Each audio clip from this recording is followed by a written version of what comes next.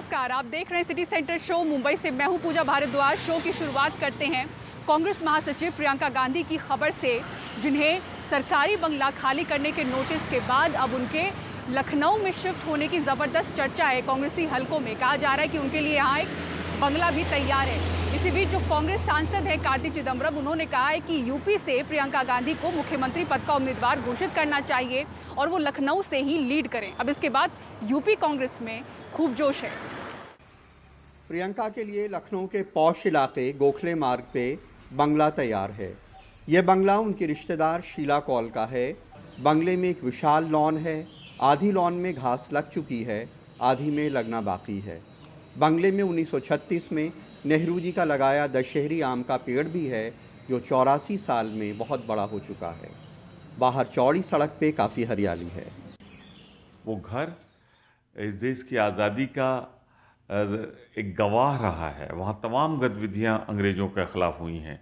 पंडित जवाहरलाल नेहरू, इंदिरा जी और यह कौल परिवार, ये सब लोग वहाँ रहते रहे हैं और वहाँ से आज़ादी की लड़ाई लड़ी जाती रही है। प्रियंका गांधी ने यूपी की सियासत में आने के फौरन बाद ही गंगा यात्रा शुरू की थी। बाद में भी वो सोनभद्र से लेकर लखनऊ तक कई मुद्दों पे सड़कों पे लड़ती हुई नजर आई हैं। कार्ति चिदंबरम ने ट्वीट कर कहा है कि कांग्रेस के नई जिंदगी का रास्ता यूपी से गुजरता है। प्रियंका गांधी को यूपी में मुख्यमंत्री पद का उम्मीदवार बनाना चाहिए, जो लखनऊ से ही नेतृत्व की कमान संभाले। प्रियंका गांधी ने फरवरी 2019 में लखनऊ में रुककर पार्टी दफ्तर में पार्टी के लोगों से संवाद का एक लंबा सिलसिला शुरू किया था। तब उनकी बैठकें सुबह 3-3 बजे तक चलती थीं। कांग्रेस कार्यकर्ताओं में जोश है कि उन्हें फिर प्रियंका के साथ काम का मौका मिलेगा। इस समय आप देख रहे हैं प्रदेश में क्या माहौल है, किस तरह से ये सरकार दमन कर रही है कांग्रेसियों पर, हर कांग्रेसी कार्यकर्ता पे। लेकिन प्रियंका जी के आने के बाद जो कांग्रेसी कार्यकर्ता वो डरेगा नहीं, वो और मजबूती से लड़ेगा। लेकिन बीजेपी का दावा है कि प्रियंका का प्रचार ज्यादा है, लेकिन उसका असर राजनीति में ज्यादा नहीं होगा। कहीं हमारे लड़ाई में न कांग्रेस है, न सपा है, न बसपा है। और 2017 में हम लोग जीते थे, भारतीय जनता पार्टी में बहुमत सरकार बनी थी, और 2022 में भी भारतीय जनता पार्टी की सरकार पुनः बनेगी। कांग्रेस का संगठन उत्तर प्रदेश में बहुत कमज़ोर है। प्रियंका गांधी उनके लिए एक उम्मीद की किरण बन के आती हैं और अपने फैमिली बैकग्राउंड की वजह से वो कांग्रेस कार्यकर्ताओं में ज़्यादा उत्साह जगाती हैं। लेकिन ये उत्साह उनके लिए राजनीतिक लाभ कितना दे पाएगा, ये वक्त बताएगा। लखनऊ में कैमरामैन राजेश गुप्ता के साथ कमाल खान, एनडीटीवी इंडिया। और देश भर में कोरोना वायरस के मामलों में तेजी से इजाफा हो रहा है। अब तक इसकी संख्या 6 लाख के पार हो चुकी है। आज से 100 दिन पहले देश भर में लॉकडाउन लगा था। तब से अब तक कोरोना के केस 1000 गुना बढ़े हैं। 25 मार्च को देश भर में 606 कोरोना मामले थे और आज ये बढ़कर 6,06,607 हो गए हैं। और दिल्ली के मुख्यमंत्री अरविंद केजरीवाल ने दिल्ली में देश के पहले प्लाज्मा बैंक का उद्घाटन किया और इसी के साथ अब उम्मीद की जा रही है कि कोरोना पीड़ितों के परिजनों को अब प्लाज्मा के लिए दर दर भटकने की ज़रूरत नहीं है। इस बैंक में कौन कौन डोनेट कर सकता है अपना प्लाज्मा, किस तरह से कोई प्लाज्मा ले सकता है, किस तरह से प्लाज्मा डोनर की इस वक्त कमी है, ये सब देखिए शरद शर्मा की इस रिपोर्ट में। मेरी माताजी मैक्स हॉस्पिटल शालीमार में एडमिट है। उनको फिजियो प्लाज्मा थेरेपी के लिए बोला गया है। मैं प्लाज्मा थेरेपी के लिए 2 दिन से भटक रहा हूँ, लेकिन कोई भी डोनर नहीं मिल रहा है। कृपया मेरी मदद की जाए। 42 साल के विनोद कुमार 2 दिन से अपनी कोरोना पीड़ित मां के लिए प्लाज्मा के इंतजाम में लगे हैं, लेकिन अभी तक कामयाब नहीं रहे। ऐसे ही लोगों की मदद के लिए केजरीवाल सरकार ने दिल्ली में देश के पहले प्लाज्मा बैंक की शुरुआत कर दी। दक्षिणी दिल्ली के ILBS अस्पताल में ये प्लाज्मा बैंक शुरू किया गया है। अभी प्लाज्मा को लेने के लिए काफी दिक्कत हो रही थी। दिल्ली में काफी अफरा तफरी मची हुई थी, लोग इधर उधर भाग रहे थे। तो उसको सारे को थोड़ा सिस्टमैटिक करने के लिए ये आज प्लाज्मा बैंक शुरू किया जा रहा है ILBS में। पर ये प्लाज्मा बैंक सक्सेसफुल तभी होगा जब लोग डोनेट करेंगे। अगर डोनेट नहीं करेंगे तो फिर प्लाज्मा कहाँ से आएगा। तो मेरी आप सब लोगों से गुजारिश है, जनता से गुजारिश है कि ज्यादा से ज्यादा लोग जो ठीक हो गए हैं और ठीक होके 14 दिन से ज्यादा हो गए हैं, वो लोग प्लाज्मा डोनेट जरूर करें। जो एलिजिबल है वो तो जरूर डोनेट करे, ताकि किसी की जान बचाई जा सके। प्लाज्मा दान करने के इच्छुक 1031 पर कॉल करके या 00007722 पर व्हाट्सएप करके खुद को रजिस्टर कर सकते हैं। डॉक्टर की प्रिस्क्रिप्शन पर मरीज को अस्पताल से प्लाज्मा मिल सकेगा। कोरोना से ठीक हुआ व्यक्ति 14 दिन बाद प्लाज्मा डोनेट कर सकता है। आज दिल्ली में 17,000 से ज्यादा ऐसे लोग हैं, लेकिन मुख्यमंत्री अरविंद केजरीवाल ने बताया कि कौन प्लाज्मा डोनेट नहीं कर सकते। जिनका वजन 50 किलो से कम है, मां बन चुकी या गर्भवती महिलाएं, डायबिटीज के मरीज जो इंसुलिन ले रहे हों, जिनका ब्लड प्रेशर 140 से ज्यादा हो, ऐसे मरीज जिनको बेकाबू डायबिटीज हो या हाइपरटेंशन हो, कैंसर से ठीक हुए व्यक्ति, जिन लोगों को गुर्दे, हृदय, फेफड़े या लीवर की पुरानी बीमारी हो, उम्र 18 से कम या 60 से ज्यादा है, स्वस्थ महसूस नहीं कर रहे हैं, ये सब प्लाज्मा नहीं दे सकते। इन पैमानों के चलते संभावित प्लाज्मा डोनर्स की संख्या बहुत कम रह जाती है। इसलिए प्लाज्मा बैंक की कामयाबी का सारा दारोमदार प्लाज्मा डोनर पर है। जैसे बैंक में पैसा नहीं डालेंगे तो यूज ही नहीं कर पाएंगे, तो लोगों को आपके थ्रू और मीडिया वालों के थ्रू ये जरूरी है कि बैंक में पैसा डालें, प्लाज्मा डोनेशन करें, जिससे औरों को दे सकें।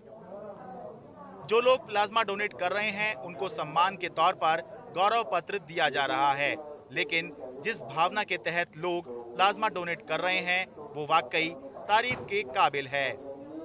ह्यूमन नेचर है, अगर आप किसी की हेल्प करते हैं तो ऑटोमेटिकली आपको एक अंदर से सेटिस्फैक्शन और हैप्पीनेस की कुछ फीलिंग आती है। और दूसरों को जीवन दान देना तो ये डॉक्टर के अलावा तो वैसे किसी के पास नहीं है, लेकिन मेरे को लगा कि शायद मेरे पास ही एक मौका है जो इसके थ्रू मेरे को मिला है। और जो डोनर्स हैं उनके लिए मैं ये कहना चाहूँगा कि कोरोना से आप ठीक हुए हैं तो इसको एज ए वरदान और एज ए अपॉर्चुनिटी लीजिए, जिससे आप दूसरों की हेल्प कर सकें। कोरोना की अभी ना तो कोई दवा है ना वैक्सीन। जिन कोरोना मरीजों को प्लाज्मा दिया गया, ज्यादातर की जान बच गई। इसलिए बेशक प्लाज्मा थेरेपी कोरोना का कोई पुख्ता ट्रीटमेंट नहीं है, लेकिन फिलहाल इसको ही बड़ी उम्मीद भरी नजरों से देखा जा रहा है। सौबात की एक बात यह है कि कोई भी बैंक तब कामयाब होता है जब लोग उस बैंक में भरोसा करके अपना पैसा बैंक में रखते हैं। ठीक इसी तरह से ये प्लाज्मा बैंक भी तभी कामयाब होगा जब लोग इंसानियत में भरोसा करके, इस प्लाज्मा बैंक में भरोसा करके अपना प्लाज्मा बड़ी संख्या में यहाँ आकर डोनेट करेंगे। प्लाज्मा बैंक से अपने कैमरा सहयोगी सुशील लाठी और अक्षय डोंगरे के साथ मैं Sharad Sharma, NDTV India. Corona virus के मरीजों को जिस तरह से प्लाज्मा मिलने में दिक्कतें आ रही हैं, उसको देखते हुए एम्स के रेजिडेंट डॉक्टर्स और दिल्ली आईआईटी के छात्रों ने मिलकर एक कोपल-19 नाम का ऐप बनाया है, जो कि प्लाज्मा डोनर और ज़रूरतमंदों को जोड़ेगा, उनके बीच की कड़ी का काम करेगा। अब तक 50 से ज़्यादा डोनर रजिस्टर हो चुके हैं। कोपल-19 मरीज और प्लाज्मा डोनर के बीच की कड़ी, जिसे आईआईटी दिल्ली की मदद से एम्स के रेजिडेंट्स ने तैयार किया है। अभी फिलहाल इसकी सुविधा एम्स तक ही सीमित है। ये ऐप एक बहुत ही सिंपल यूज़र इंटरफेस की ऐप है। इसमें दो लोगों को जोड़ रहे हैं, पेशेंट्स और डोनर्स। डोनर्स वह लोग हैं जो कोविड इन्फेक्शन से ठीक हो चुके हैं 28 डेज पोस्ट रिकवरी, और ये लोग अभी स्वस्थ हैं और ये लोग जान बचाने में लोगों की मदद कर सकते हैं। और गौर करने वाली बात ये है, ये हर 14 दिन में प्लाज्मा डोनेट कर सकते हैं। ठीक हुए मरीजों का डेटा मुहैया करवाने में एम्स से लेकर केंद्रीय स्वास्थ्य मंत्रालय इनकी मदद कर रहा है, जहां कॉल करके ये पता करते हैं कि क्या वो प्लाज्मा डोनेट करने के इच्छुक हैं या नहीं। अब तैयारी पूरे देश से जरूरतमंदों को जोड़ने की है और जल्द ही ये ऐप प्ले स्टोर पर होगा। सारे डोनर्स की आइडेंटिटीज वेरीफाइड होती हैं। जब पेशेंट्स को लॉग इन करना होता है तो उनसे हम उनका फ़ोन नंबर, नाम, पता, डॉक्टर के डॉक्यूमेंट्स की, उनको प्लाज्मा थेरेपी चाहिए, आधार कार्ड, ये सब कुछ मांगते हैं। और किसी तरह का कोई सोशल मीडिया पर आए दिन जरूरतमंद प्लाज्मा को लेकर गुहार लगाते दिखते हैं। अब इस तरह की पहल उन जिंदगियों की राह आसान करेगी जो कोरोना को लेकर जिंदगी और मौत से जूझ रहे हैं। नई दिल्ली से परिमल कुमार, एनडीटीवी इंडिया।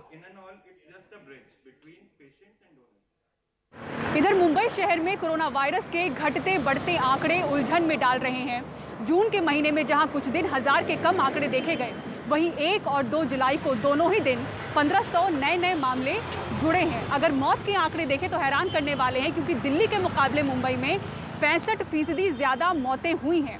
अब डॉक्टर्स एक बार फिर से दावा कर रहे हैं कि कम्युनिटी स्प्रेड हुआ है। मुंबई की तुलना में दिल्ली में कोरोना के करीब 12% अधिक मामले रिपोर्ट हो चुके हैं, लेकिन राजधानी दिल्ली के मुकाबले मुंबई में 65% अधिक मौतें हुई हैं। 1 जुलाई तक के आंकड़े के मुताबिक दिल्ली में कुल 2803 मौतें हुई हैं, तो वहीं मुंबई में अब तक कुल 4629 मौतें रिपोर्ट हुई हैं। दिल्ली में डेथ रेट जहां 3.12% है, वहीं मुंबई में 5.88% है। दावा है कि मौत के पुराने आंकड़े अब जोड़े जा रहे हैं। मुंबई में कोरोना के आंकड़े कभी कभी उलझन में डालते हैं। कुछ समय तक 1000 के आसपास टिकने के बाद 23 जून को जैसे ही 24 घंटे में 846 मामले रिपोर्ट हुए तो लगा कि हालात कंट्रोल में आ रहे हैं, पर 1 जुलाई तक आते आते मामले एक बार फिर से 1500 पार पहुंच गए। 1 जुलाई को 24 घंटे में मुंबई में 1511 नए मामले रिपोर्ट हुए हैं। जो डेथ रेट है मुंबई की वो कम करने के लिए हमने कल से एक प्रोग्राम लॉन्च किया है, एक मिशन लॉन्च किया है। इसमें हमारा ये प्रयास है कि जो हमारे निजी अस्पतालों में या महानगर पालिका के अस्पतालों में जो दाखिल होंगे, जो मरीज दाखिल होंगे, उनका कैटेगराइजेशन किया जाएगा। वो सीवियर है या मॉडरेट है या क्रिटिकल है, उस पर इलाज का प्रोटोकॉल तय किया जाएगा एक सीनियर डॉक्टर के माध्यम से। उस प्रोटोकॉल पे इलाज करने वाले डॉक्टर है और जो सीनियर डॉक्टर है उस डिपार्टमेंट के एचओडी है, इनमें सलाह मशवरा होगा। उसमें कोई बदलाव करने की जरूरत है तो बदलाव किया जाएगा।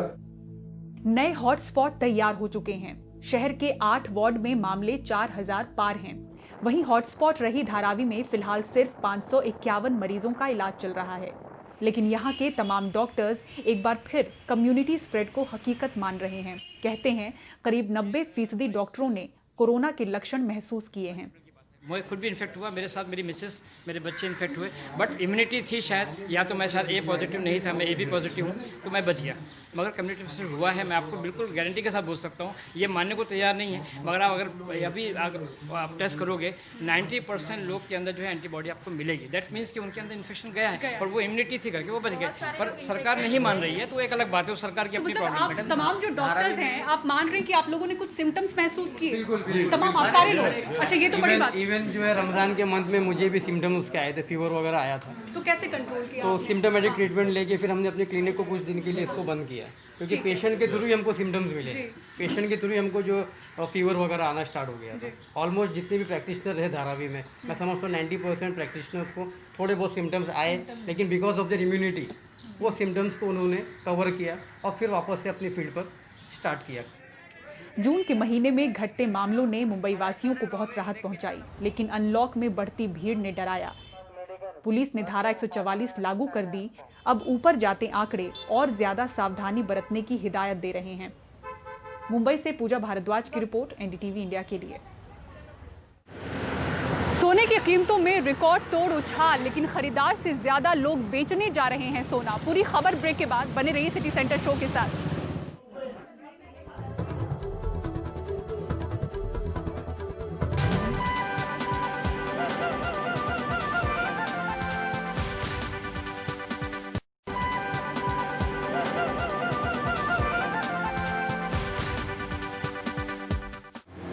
वायरस के कहर के चलते दिल्ली में अब तक 10 पुलिसकर्मी अपनी जान गंवा चुके हैं।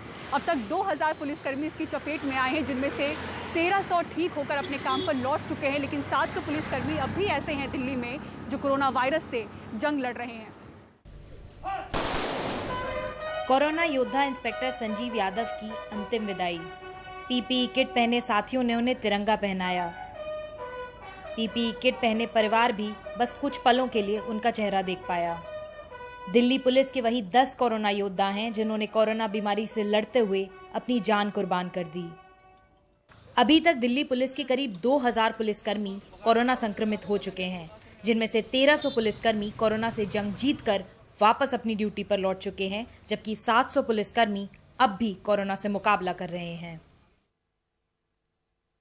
57 साल की एसीपी सुरेंद्रजीत कौर ड्यूटी के दौरान कोरोना पॉजिटिव हुई और उनके संपर्क में आने से उनके पति 54 साल के चरणजीत भी कोरोना की चपेट में आ गए।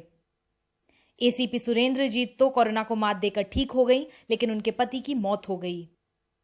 मेरे पति मिस्टर चरणजीत सिंह, जो कि कभी घर से बाहर नहीं निकले थे, उनको भी इस पेंडेमिक डिजीज़ की वजह से अपनी जान से हाथ धोना पड़ा।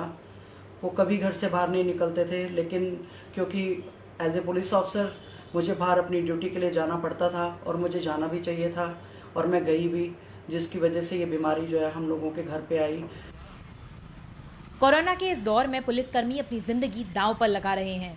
जहां सबसे ज्यादा कोरोना संक्रमण है, वो वहां ड्यूटी पर हैं।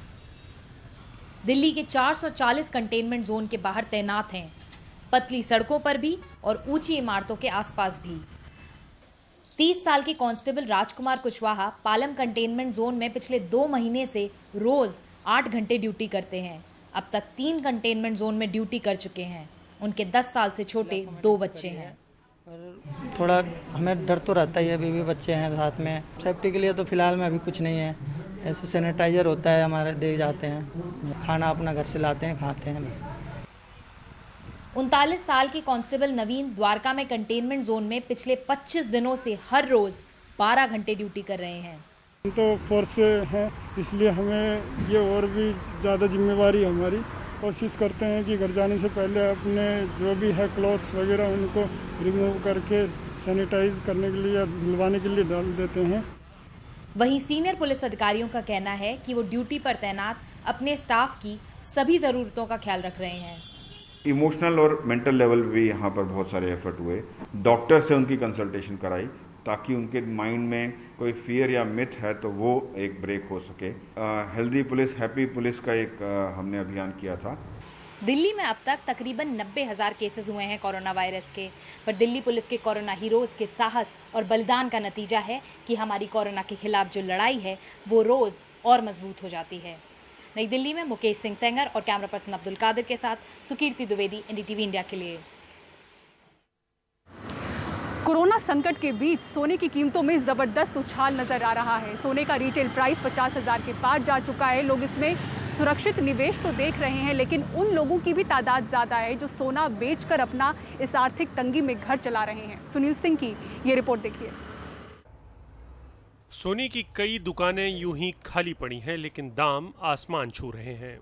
मुंबई के कई छोटे छोटे इलाकों की इन दुकानों पर ग्राहक आ तो रहे हैं, लेकिन वही जो कोविड के दौर में सोना बेचना चाहते हैं। सेलिंग तो हो ही नहीं रहा है, ऑलमोस्ट नेग्लिजिबल है। खाली जो हो रहा है ज़्यादा करके जो ओल्ड गोल्ड कस्टमर सेल कर रहे हैं, बिकॉज उनको पैसे की ज़रूरत है, तो उसके हिसाब से वो अपना जूना जो घर में छोटा मोटा बारीक सामान पड़ा रहता है, 1 ग्राम, आधा ग्राम, 2 ग्राम, जो भी उनसे मैनेज हो रहा है वो सेल कर रहे हैं। दिन भर हम अपना टाइम के हिसाब से बैठते हैं, जो भी हमें सुविधा दी है वो टाइम से, मगर कोई भी पब्लिक आता नहीं है खरीदी के लिए, तो आता नहीं है। और अनजाने लोग कोई बेचने आते हैं, मगर हम लोग अनजाने होने के कारण किसी से कोई व्यवहार नहीं करते हैं। वैसे आम आदमी इस बाजार से दूर है। अभी कोई आ ही नहीं रहा है, इधर पब्लिक भी इधर है नहीं है, पब्लिक कोई है इतना ज़्यादा है नहीं है, और कुछ हो नहीं रहा है, धंधा कुछ हो ही नहीं रहा है। बड़े शोरूम में सामान तो सजा है, लेकिन शादी का सीजन बिना खरीदारी के गुजर गया। महामारी में निवेश को बचाने के लिए सोने पर निवेशक टूट पड़े हैं। प्रति 10 ग्राम सोने का भाव 50,000 को छू रहा है। कुछ सट्टा है और कुछ हकीकत। पूरी दुनिया में अनिश्चितता का माहौल है और अंतर्राष्ट्रीय बाजार में दाम $1250 से बढ़कर $1700 पहुंच गए हैं। अचानक जो 3 महीने में जो भाव 42 से 50,000 के पार पड़ा है, वो लगता नहीं कि मेरे को कि भाव ये टिका रहेगा। मेरे को तो लगता है कि ये कम से कम नीचे आएगा 2-3 हज़ार। देखिए क्या है कि दुनिया में कुछ लोग अभी सब बंद है, उसके कारण कुछ जैसा शेयर मार्केट है, ऐसे ही सोने के अंदर कुछ लोग बैठे हुए हैं, तो वही सबसे मेरे हिसाब से उससे सबसे बहुत बड़ा। सोने के साथ चांदी भी ऊपर है। सोने में जिस किस्म का सट्टा हो रहा है, उससे लोगों को लग रहा है कि ये भाव और ऊपर खुल सकते हैं। मुंबई से सुनील सिंह की रिपोर्ट, एनडीटीवी इंडिया। और इसी के साथ सिटी सेंटर शो में मुझे दीजिए इजाजत, लेकिन खबरों के लिए बने रहें एनडीटीवी इंडिया के साथ। नमस्कार।